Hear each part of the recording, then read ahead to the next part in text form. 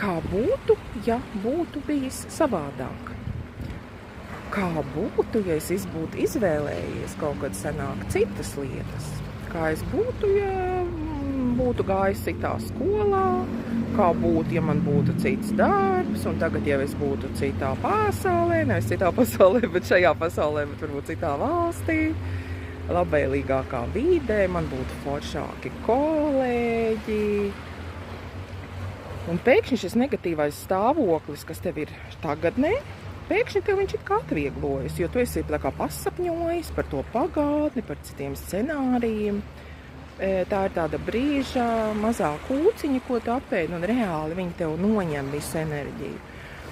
Tas ir mirkļa mierinājums, bet reālu palīdzību tas tev nesniedz.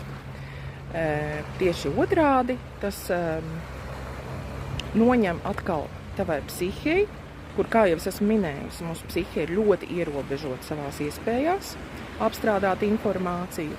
Un visa šī informācija, ko tu tagad atkal apstrādā, atsauc atmiņā, apstrādā, tas paņem ļoti daudz enerģijas. Un tas tev atņem enerģiju tavai iespējai kaut ko darīt tagad, plānot kaut ko uz nākotni, lai tu izlabotu savu situāciju. Tātad, nevajag to darīt.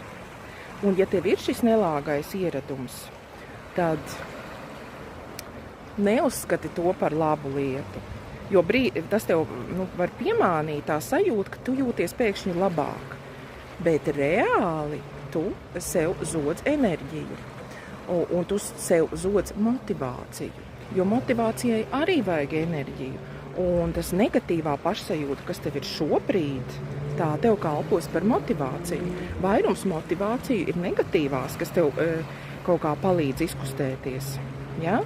Tā kā izpēti šitos te scenāriju būvēšanas par pagātni.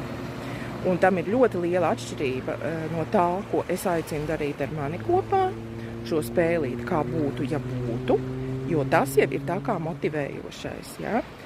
Kā būtu, ja es esmu piepildījis, kā es jūtos, kā es rīkojos, kādas man ir pārliecības. Mēs strādājam ar to, lai pārbūvētu tavu iekšējo sajūtu. Ja? Tā kā tur ir ļoti plāna šī līnija, lai to saprastu, bet diezgan ievērojama atšķirība. Ja? Būtībā caur manu konsultāciju mēs būvējam to impulsu rīkoties un sasniegt. Atnāciet, pamēģiniet, lai jauka diena!